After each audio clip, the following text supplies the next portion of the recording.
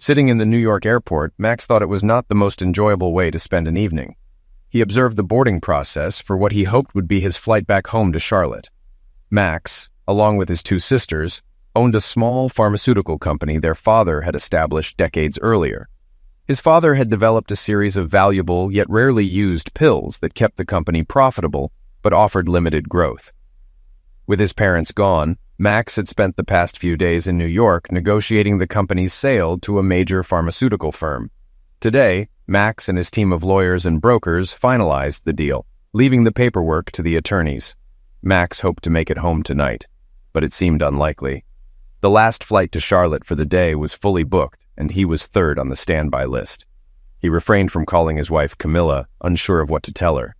He sat at the bar, keeping an eye on the gate, sipping his second gin and tonic, contemplating the deal and the substantial sum over $10 million that he and his sisters would share. This windfall, along with a well-compensated transition period with Big Pharma, promised a new lifestyle for him and Camilla. Their twin daughters were already away at college, juniors at Duke, where tuition costs were draining his finances. But all that would change once the pharmaceutical deal was finalized. Meanwhile, the boarding process concluded, and gate agents began ushering the last passengers onto the plane. Then, a stroke of luck. The status on the boarding sign changed, and Max noticed his name move up the standby list. He threw some cash on the bar, gave a thumbs up to the bartender, grabbed his briefcase and duffel bag, and dashed for the exit. At the gate, an agent handed him his boarding pass and quickly explained, "A group of 4 who checked in remotely didn't show up, so you and 2 others are getting their seats." Max hurried down the jet bridge with his newfound companions, and upon reaching his seat realized it was in first class. A good omen, he thought. I made the flight, I'm heading home a day early in first class. Maybe this means the pharmaceutical deal will indeed go through. As the boarding door closed and the plane taxied, he felt he deserved another drink. He had another gin and tonic and then dozed off, dreaming of a future where he and Camilla could always fly first class. The jolt of landing woke him. Eventually, he reached the taxi stand for the ride home. A few days earlier, he had driven his pickup truck to the airport, but now, exhausted and a little tipsy, it was too late to call Camilla to pick him up. They lived a few miles outside Charlotte, so the cab ride gave him enough time to nod off again. The driver had to wake him when they arrived. Max paid the fare generously, got out of the taxi a bit groggily, and as he turned toward the house, what he saw stopped him in his tracks and fully woke him up. A gold Mercedes parked in front of his side of the garage. It looked like a very stylish Mercedes, but then again, all Mercedes seemed stylish to him. The house had fallen into darkness. It was well past midnight, and Max stood motionless for several minutes.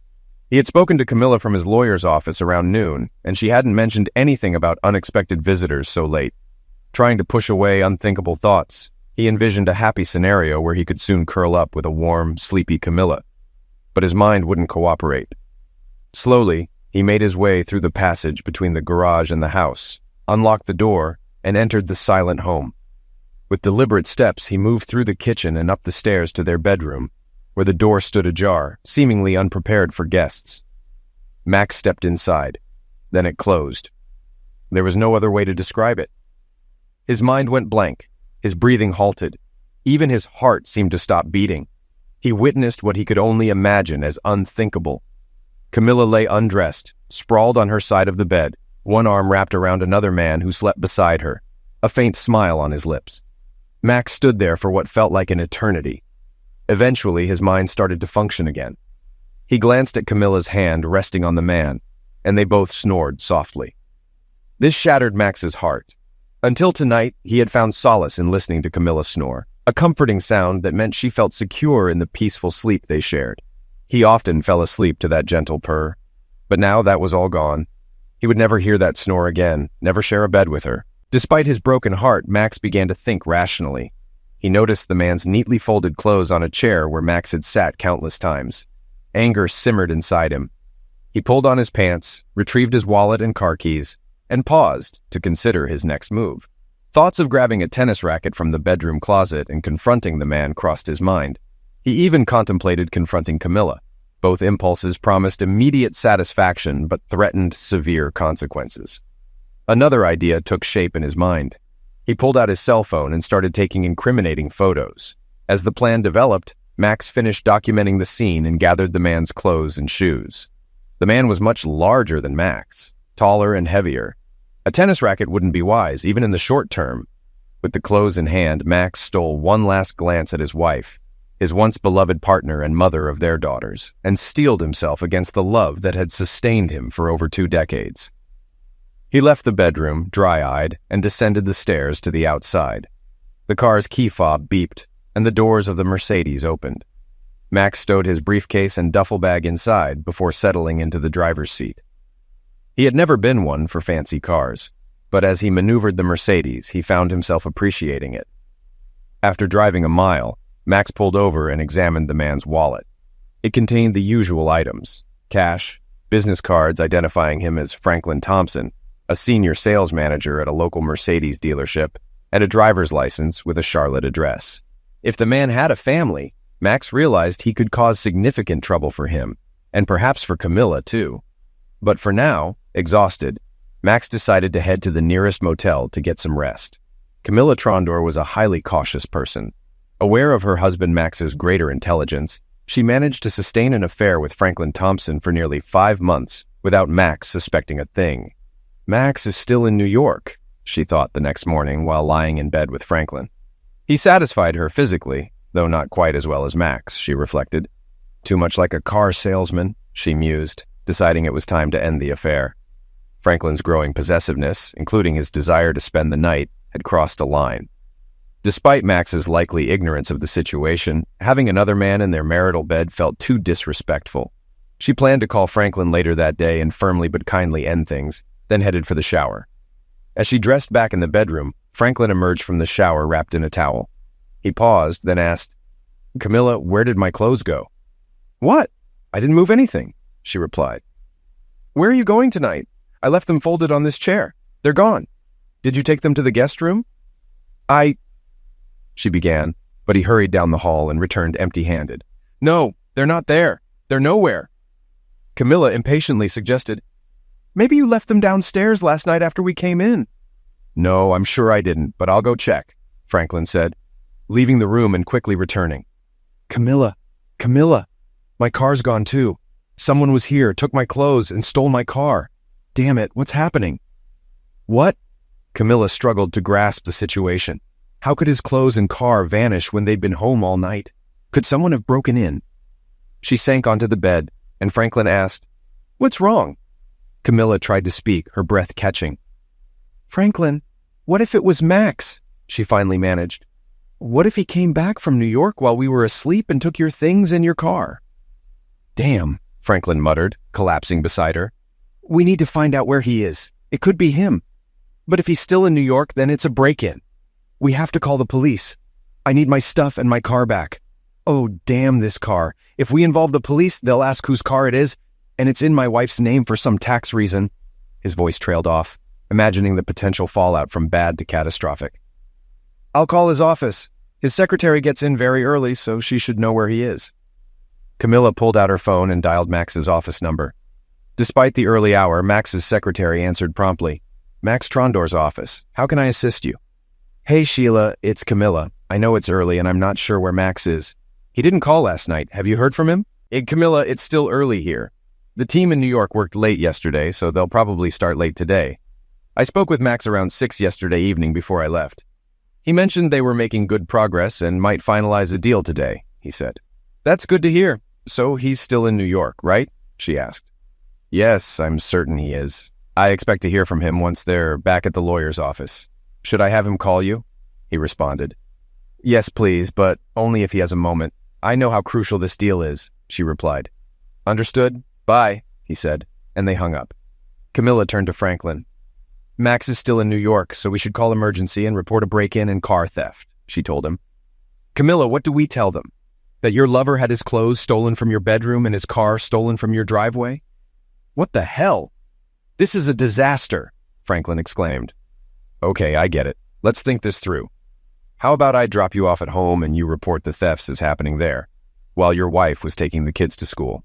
Maybe skip the stolen clothes. Those would be harder to explain than a missing car," she suggested. "Yeah, except yesterday I told my wife I was going to Atlanta for a meeting on the new Mercedes S-Class and wouldn't be home until noon," he said. "Okay, we can wait until noon when you're back. You drove home, left your keys in the car for a quick stop before going to the dealership, and your car was stolen while you were inside, she proposed. I think that could work. I could also say my wallet was in the car and got stolen. We can hang out here for a few hours, maybe take another shower. Together, Franklin said with a suggestive tone. Franklin? She responded, her tone serious. Okay. Yeah, I need to call work to take a sick day, he said, realizing the gravity of the situation. Camilla, who worked as a paralegal in a small law firm, found the job somewhat dull. She stepped into the hallway to make a call, and when she returned, she found Franklin back in bed. Tempted, she thought of Max and her recent decision to end the affair, ultimately deciding to decline. Franklin, she said, making no move to undress. I think it's time to end this. We've had our fun, but last night it could have been Max. We're fortunate it was just a burglar. Let's find some clothes and maybe grab breakfast somewhere. Franklin looked at her, briefly considered arguing, but ultimately realized she was right. They had been lucky, but shouldn't push their luck. Yes, he agreed inwardly, recalling with a slight smile another attractive middle-aged mother who often visited the car dealership. Okay, I agree, it's been good. So how about some clothes, he said. It proved more challenging than expected. Franklin was 50 pounds heavier and 4 inches taller than Max. Eventually, Camilla managed to find a pair of worn-out sweatpants that fit Franklin somewhat, fashioning makeshift adjustments with strings to hold them up. She also unearthed a faded sweatshirt, now tinged pink from a sloppy wash, which she further modified with trimmed sleeves and widened armholes. Despite wanting to make a remark about the outfit resembling clown attire, she only smiled faintly at Franklin's expression. They decided to pass the time watching TV until it was time to head to Franklin's house. Earlier that morning, around the time Franklin discovered his missing clothes and car, Max arrived at the address listed on Franklin's driver's license. It was a pleasant house with a small bicycle leaning against the garage wall. Max sat in his car, contemplating, wondering, still devoid of tears. His night at the motel had passed swiftly, and he hadn't gone for a run until dawn. Surprisingly, he didn't feel worse. Perhaps he was still in shock. He approached the front door, holding Franklin's wallet with the driver's license visible. He rang the bell, and a young woman in her 20s, attractive yet somewhat disheveled, answered. Max wore a suit purchased the previous day in New York, a now rumpled white shirt and no tie. Despite not looking his best, he hoped not to appear threatening. He held up Franklin's driver's license for her to see and gestured towards the gold Mercedes. Before he could speak, the woman slammed the door shut, then reopened it moments later with her cell phone in hand. I have emergency ready to dial. Tell me my husband is okay. Ma'am, I have a photo on my phone of your husband and my wife in bed last night, both undressed and fast asleep. Honestly, I don't think there's anything wrong with your husband or mine. If you want to call emergency, go ahead. I'll wait in the car. They stared at each other until her expression softened, and she opened the door, beginning to say something when a voice from the kitchen interrupted with, Mommy, wait here. I'll be right back, she said, turning towards what Max presumed was the kitchen. He heard voices, hers and at least one child's, before she returned with a cup of coffee for him. I hope you take it black. I need to get the kids ready for school and drop them off. Honestly, I trust you more than my husband right now. You can wait here until I get back and then we can talk. Sure, okay, Max replied. Seems we're both in a similar situation. He settled into the living room and soon the woman reappeared with 2 children, introducing him as Dad's friend before leaving with them. Max sat quietly, sipping on the mediocre coffee, contemplating calling his office, but ultimately remaining seated. When she returned, she hurried upstairs briefly and returned looking more composed, her hair brushed and lips lightly tinted. She extended her hand to Max. Sorry for the chaos earlier. I'm Molly Thompson, currently married to Franklin Thompson, who happens to be involved with your wife.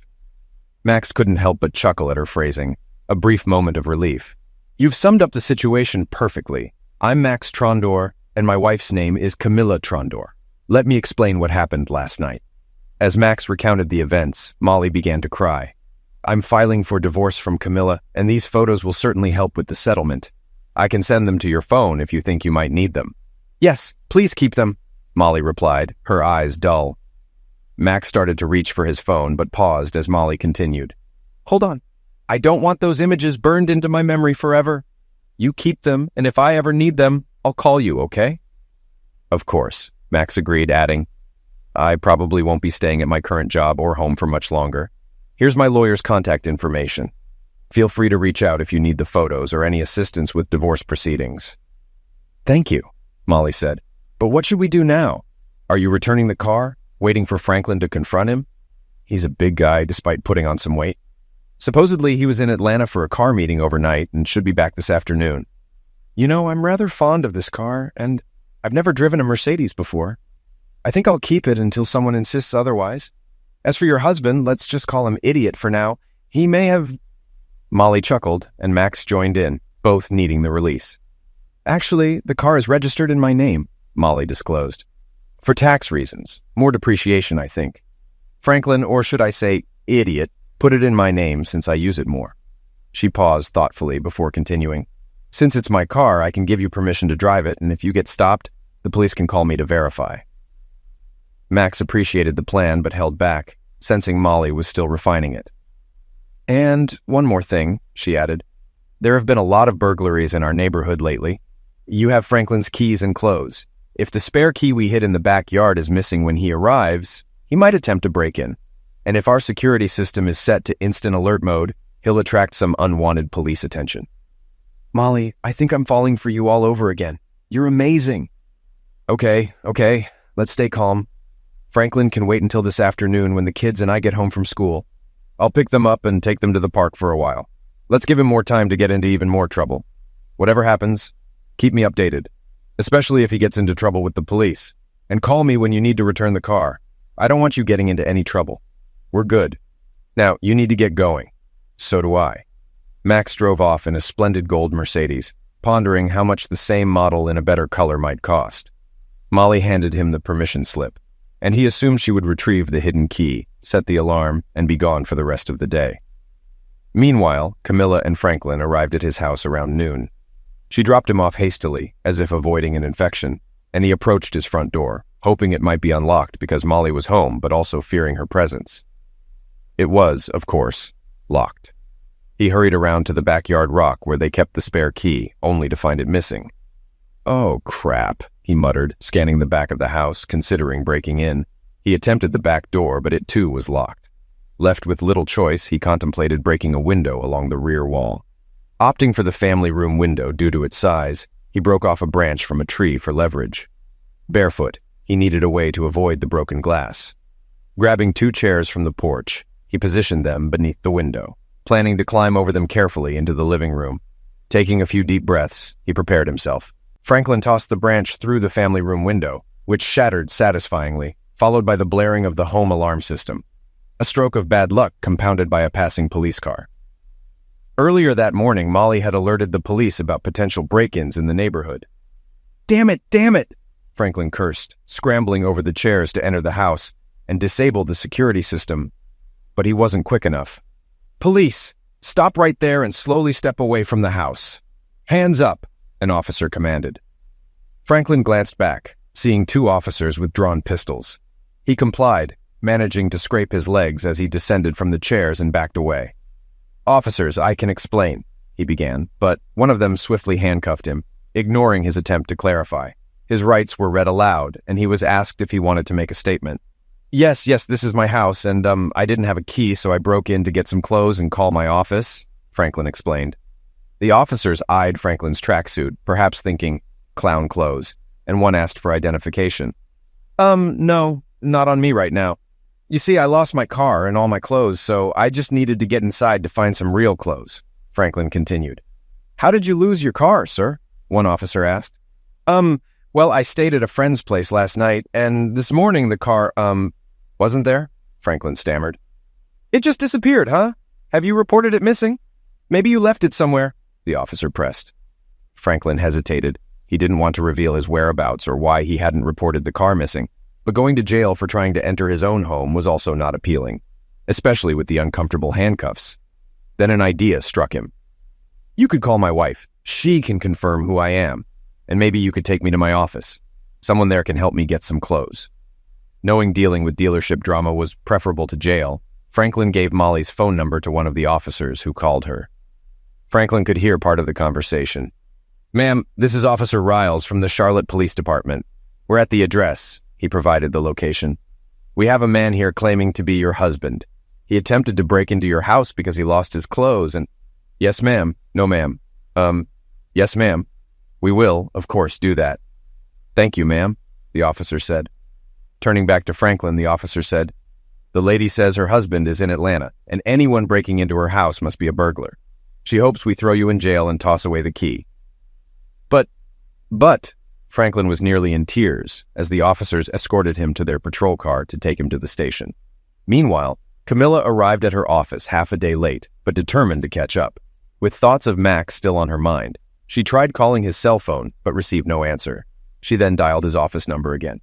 "Hello, Sheila. It's Camilla again. I'm starting to get a little worried about Max, since I still haven't heard anything from him." "Have you heard anything?" Camilla asked. "No updates yet. He's likely still in New York with the lawyers, but it's unusual for him not to call. Since you're concerned, I'll check on him and get back to you shortly," Sheila replied. "All right. Thank you, Sheila. You're the best secretary ever," Camilla said. A few minutes later, Camilla received a call back. "Camilla, it's Sheila. I spoke with the secretary at the law office. Max left late yesterday, hoping to catch the last flight to Charlotte. I called him and he asked me to let you know he'll call you later," Sheila informed her. "Okay, thanks, Sheila. Thanks," Camilla said, a pit forming in her stomach. Meanwhile, Max drove a gold Mercedes to a divorce lawyer recommended by Fred Thomas, his longtime business lawyer. Trusting Fred's referral, he hoped for the best. "Mr. Trondor, please have a seat. Miss Reinhardt will be with you shortly," the secretary informed him. Max settled in, finding some comfort in the lawyer's office, neither extravagant nor cheap. Before worry could set in, a middle-aged woman with dyed red hair entered. "Mr. Trondor?" Max nodded as she introduced herself. "I'm Anna Reinhardt. Fred spoke highly of you, so let's discuss your situation in my office," she said. They moved to her office, where Max accepted coffee from the secretary and began his story, discovering his wife's infidelity, seeking a divorce, and protecting his assets, notably from his and his sister's company's sale. He omitted the Mercedes incident, unsure how Anna would react. "Max, may I call you that?" Anna asked. Max agreed, and she continued. "Here's some relatively good news given your circumstances. Fred mentioned your ownership of the company before marriage, making those shares separate property. Your wife has no claim on them or their proceeds. Keep them separate from any joint accounts. Understand?" "I believe so," Max replied. "What about our home, retirement accounts, and such?" "Well, it's less favorable there," Anna explained. "Given your higher income, expect child support for several years. We might mitigate contributions to retirement by adjusting alimony. It's not ideal, but it avoids future issues, especially splitting retirement funds. Your kids are college-bound, so no child support there. You okay with covering their college expenses?" "Yes, that works," Max confirmed. "What about the house?" "You and your wife need to decide. You can sell it and split the proceeds, or one of you can buy out the other based on its current appraised value," Anna responded. "After what I witnessed last night, I definitely don't want this house anymore. I doubt Camilla can afford to buy my share, so selling it seems like the best option," Max decided. "All right, I'll prepare the necessary paperwork accordingly. The divorce petition is fairly standard, so I can have it ready for you early tomorrow if you'd like. We can serve it to her tomorrow afternoon and propose a settlement next week," Anna said. "Wow, that's pretty quick. Max started. "Max, listen to me. If there's any chance for reconciliation, perhaps counseling or some time," Anna suggested. "No, it's just a shock right now. Less than 24 hours ago, I was happy, eager to share news of the company sale with my wife. Now I'm here discussing divorce, but we have to move forward. I'll figure out how to handle this, okay?" Max said, trying to steady himself. "If you change your mind, just give me a call and we can reassess," Anna offered. Max thanked her, settled the fee, and left the office. Walking back to the gold Mercedes, he wondered about the events with the man he saw last night. It reminded him he promised his secretary to call Camilla. Camilla answered in her law firm office. "Camilla, it's Max. You called and were looking for me?" Max said. "Oh, Max, thanks for calling. I missed you. Where are you?" Camilla asked. "I'm here in Charlotte," Max replied. "Max, when did you get back?" The pit in her stomach twisted. "Last night, Camilla, I got back last night," Max said. The pit grew heavier. Camilla leaned back, struggling to breathe, let alone speak. "Max, I think I should hang up," she said. "No, Camilla, please," Max said. "Can we meet somewhere? I need to see you just for a few minutes." Max hesitated. This woman was his love, the mother of his daughters, the most significant person in his life for over 20 years. "Okay, Camilla, Center Cafe at 6. The pain intensified. Camilla reluctantly agreed. The Center Cafe held sentimental value. They had first met there with friends long ago. Over time, it became their special place. Now she felt anxious. Max had suggested it, and she had to agree. "Max, I'll be there, and please understand. I'm sorry, and I love you," Camilla said, her voice breaking. Max hung up. Camilla sat, tears streaming, the pain deepening. Camilla arrived early at the cafe. Max hadn't arrived yet. She ordered a glass of wine and reflected on her self-perception. Her initial experiences were with robust football players in college. Although she had flirted in high school, it was the football players who had made her feel vulnerable, holding her down. When Max came into her life, she thought she had overcome those feelings. He was everything she needed: strong, loving, a great father, a good provider. That should have been enough, but on the flight back from the West Coast, everything changed. Max was on a business trip, pitching a new pill to a pharmaceutical company, and she had accompanied him for the weekend. Flying back alone on an overnight flight, she sat next to a burly man, the coach of a local NFL team. They chatted, drank too much, and she fell asleep with her head on his shoulder. She woke to find his hand between her legs, under her skirt. Now, reflecting on that night, she knew she should have screamed or pushed his hand away. But she didn't, and the guilt, the absence of it, troubled her. She only felt relief when Max returned later that week, and she had recovered physically and emotionally. The coach left after one season, but not before introducing her to a player from the practice squad. He wasn't a star, but like the coach, he was dominating in bed. She felt grateful when he was transferred elsewhere. Eventually, guilt surfaced, and she ended the affair, wanting to remain faithful to Max. She thought she had put her infidelity behind her by the time their daughters left for college. She cherished her renewed bond with Max during this period. Then, Max surprised her with a generous gift, a new luxury car of her choice. Unfortunately, she chose to visit the Mercedes dealership where she met Franklin Thompson. He didn't just sell her a car, he seduced her. She knew it was wrong, compounded by the fact that Franklin wasn't even good in bed. Despite her previous indiscretions, she believed her marriage was strong.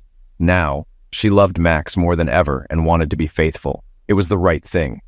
Allowing Franklin into their marital bed was a mistake, even before Max found out. Now, she feared the consequences she might have to face. "Hello, Camilla." Max's voice pulled Camilla's gaze up to see him standing there. He appeared visibly aged since his return from New York, a change she blamed herself for. The serpent in her gut continued to coil and bite. "Hi, Max. Thank you for being here. I don't even know where to begin to express how sorry I am." "Can I ask you a few questions?" he asked, taking a seat. "Oh, Max, please no. If we have any chance, questions and answers will only destroy that chance. Max, we should run away for a few days to a Caribbean island where we can reconnect, hold each other. Where... Camilla, please. You're not seeing clearly. If you can't answer my questions, I'll leave now." The snake continued to torment her, but Camilla knew she had to endure the pain and let Max express his anger however he needed. Perhaps, just perhaps, he could find a way through his rage to some form of reconciliation. "Okay, Max, ask me anything. Do you know what time I got home last night?" A peculiar question, she thought. No, not exactly. It had to be after..." She trailed off, knowing his next question already. "And do you know what I found when I got home, when I went upstairs to our bedroom? Or should I say what used to be our bedroom?" "Yes, Max. I know what you must have seen. And I know it must have been one of the worst things you've ever seen in your life. And I know it's entirely my fault that you saw this. And I'm begging you, please listen to me. Max, I'm sorry. So sorry that I won't fight the divorce you want. If you want..." "Shut up, Camilla. Next question. How many men have there been since we got married? If you lie..." "If I think you're lying, I'm leaving." Camilla's first instinct was to lie. Then she realized it was too risky. Finally, she concluded that the marriage was likely over anyway. "3, Max. 3 men, whom I now deeply regret ever meeting. I can see in your eyes that our marriage is over, and I understand. You deserve someone better than me. I'm willing to do almost anything to give us another chance, but I understand if you want nothing to do with me anymore. Call the lawyer, Camilla. Tomorrow you will be served with divorce papers." Max stood up and left. Camilla sat there, initially too stunned to cry. As she processed what Max had just said, the pain in her stomach intensified, and she began to cry. Max walked out of the cafe, reflecting on how he and Camilla had first met there decades ago. He wondered if this would be their last lovemaking conversation. Closeness, he thought bitterly, had become a curse. Hearing her confess to having lovemaking with other men and seeing her with Franklin in their bed, asleep, snoring. For God's sake, how would he ever get over this? Maybe he could handle knowing about 3 faceless men over their 20-odd years together, with some counseling and a lot of groveling on her part. Maybe, but he would never get over that scene in their bed. Their marriage was finished. Sitting in that damn gold Mercedes, he finally cried. As darkness fell, Max blew his nose, wiped his face, and remembered what Molly Thompson had said that morning, which now felt like a year ago. She had told him not to send her the pictures of her husband cheating, believing it would be harder to forgive with visual evidence. Max decided to call her, share this thought, and check on the situation with the Mercedes. "Hello?" Molly answered the call. "Molly, it's Max Trondor from this morning. Just checking in to see how you're doing and what to do with the car." "Max, thanks for calling. I'm managing. You can keep the car for now. Franklin is in so much trouble he won't need it for a while." "Trouble? I hope you didn't shoot him." "No, but he might have preferred that. He got arrested for trying to break into our house and took a swing at one of the cops. He's a big guy, and the cops shot him with a stun weapon. Then something happened while he was in jail. He doesn't want to talk about it, but I think he might have been attacked by another prisoner.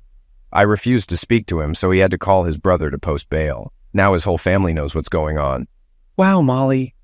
I can't say I feel sorry for him, but I do feel sorry for you. I wanted to tell you that you made the right decision this morning not to look at the pictures of him cheating. If you have any chance of reconciliation, those photos would make it a lot harder." "Yeah. He came home a couple of hours ago, crying, apologizing, and begging me to let him stay. At least for now.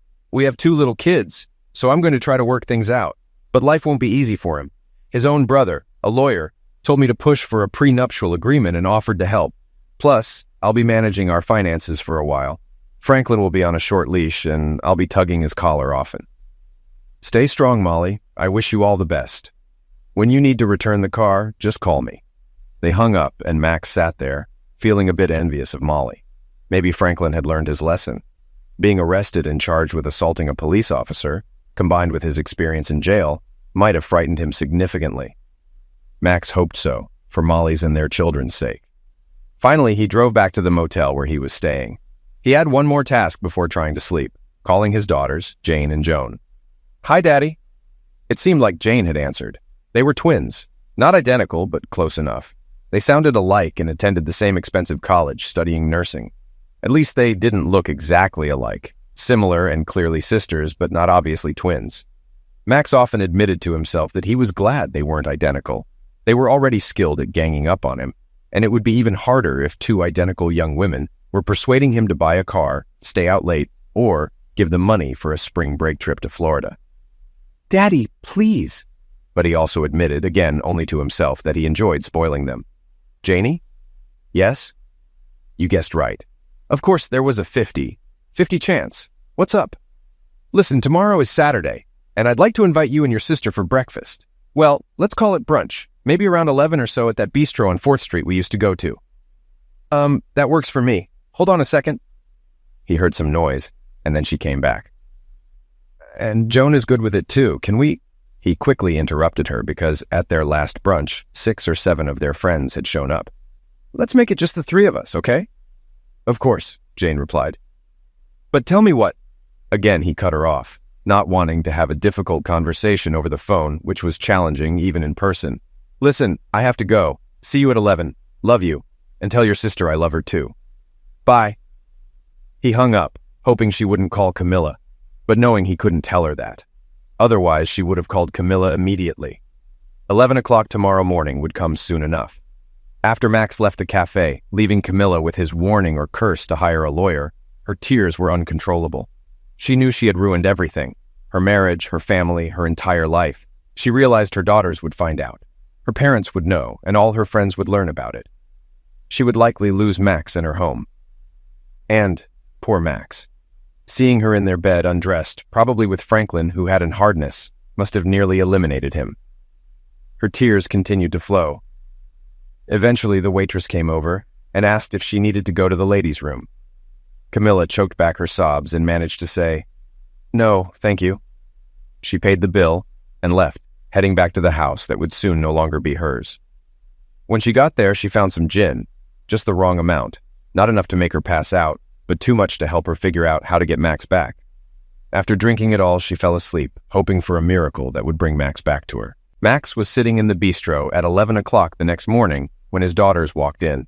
He had reviewed and approved the draft divorce petition early that morning, then drove 2 hours from Charlotte, using the drive to figure out how to break the news to Jane and Joan.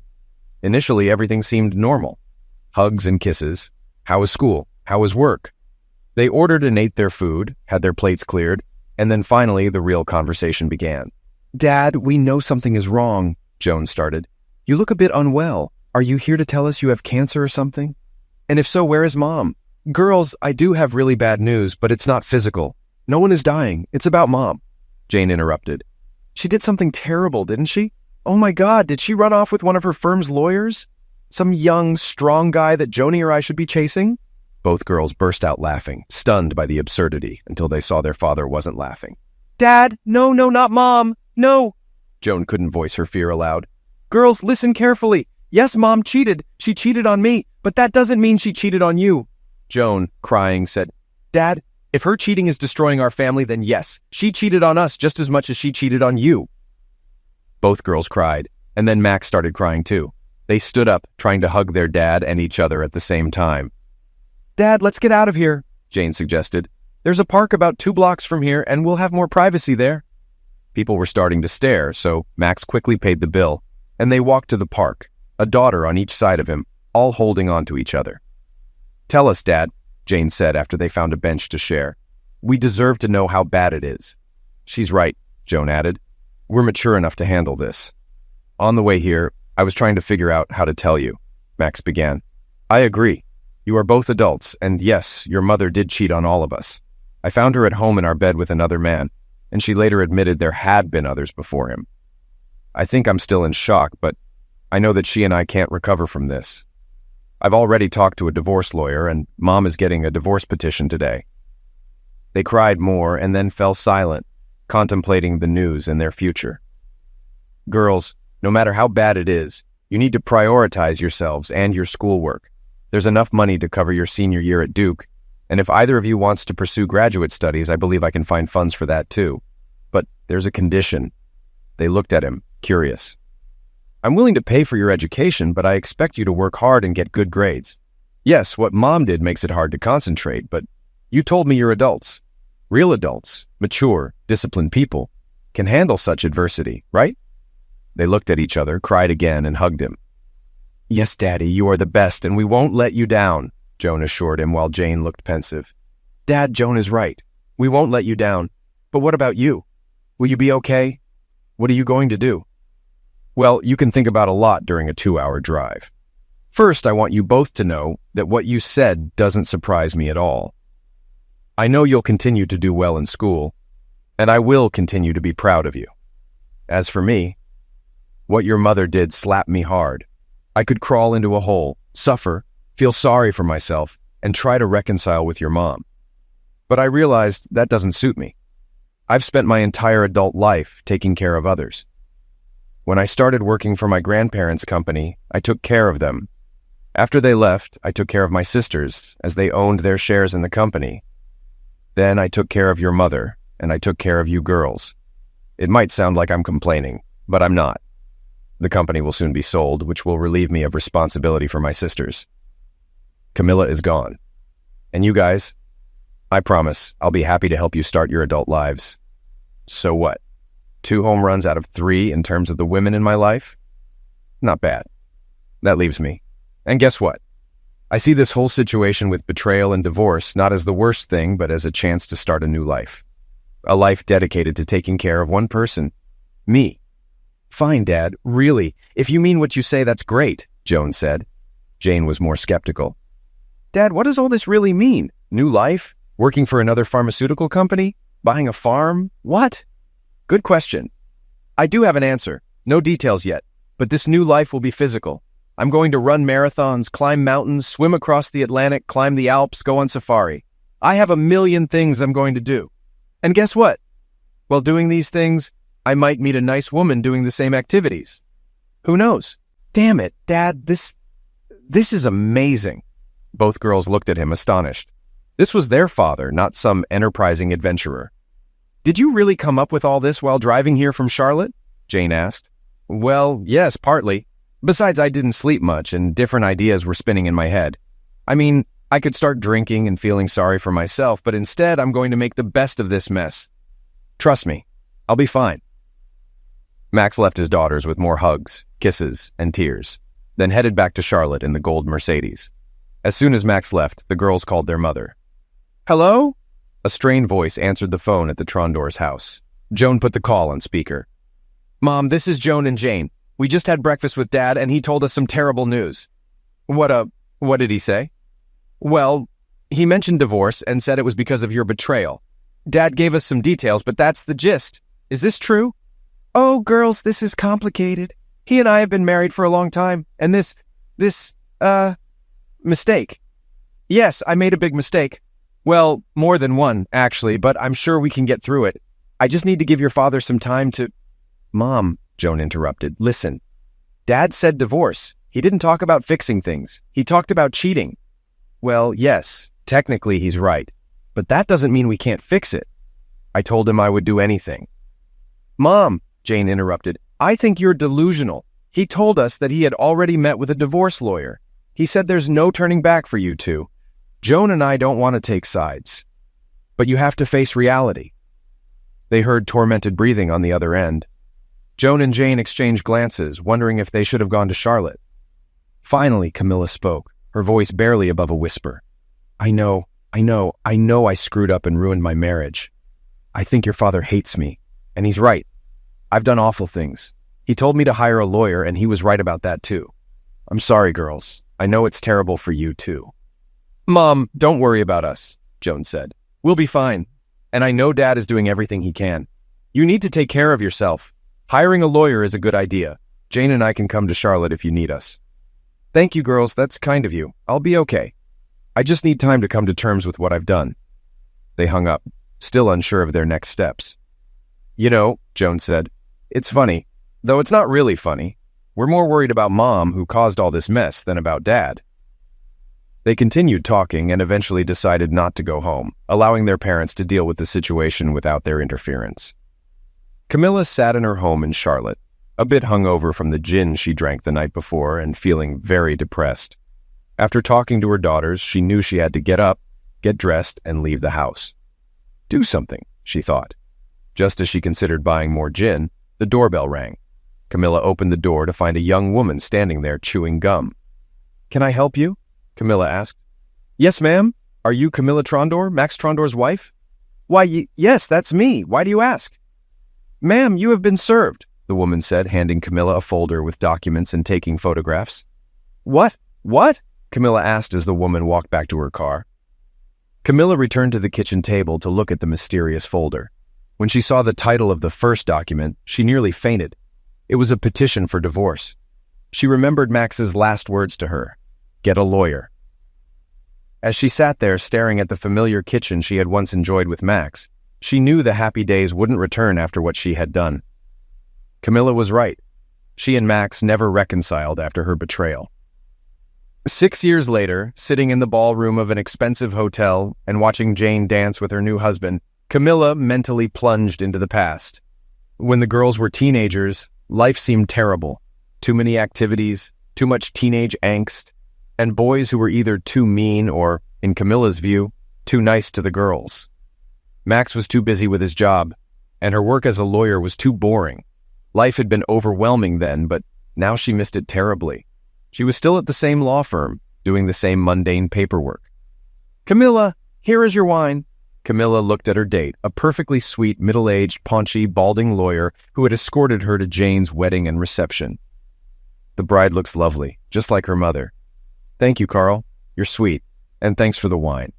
He was a kind man, and she could imagine marrying him if he was interested.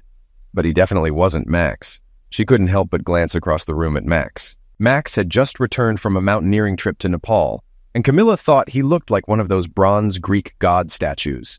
Tanned, incredibly fit, even more handsome than she remembered. He was smiling and laughing with Joan and her boyfriend, holding hands with a woman as beautiful and fit as he was. Joan had told her that Max met the woman on another mountaineering trip in South America, and they had been traveling, sailing, and climbing together for several months. Camilla felt sick just thinking about it. "Camilla," Carl tried to get her attention. "Yes, Carl?" "Camilla, I think we should leave. You've fulfilled your duties as mother of the bride, and staying here drooling over your ex-husband isn't doing you any favors. And I dare say it's not very good for our relationship either." "Carl, you're sweet, and you're absolutely right. Let me go say goodbye to my daughters, and we'll leave." Camilla hugged and kissed her daughters, wished the newlyweds all the best, and as hard as it was, ignored Max and his stunning girlfriend. Max noticed Camilla leaving and felt a slight pang of sadness for their old times together. As he watched her, Joan asked him a question. "Sorry, Joni. What were you saying?" "Daddy, remember that strange-looking gold Mercedes you were driving when you, Jane, and I had breakfast that morning when you visited us at Duke? What happened to that car?" "Ah, Joni, that's a whole story I won't bore you with. Let's just say I borrowed that weird gold Mercedes from a friend and ended up giving it back to her. I think she sold it. It was truly an unlucky car." And Max turned to his friend to discuss their next mountain trip.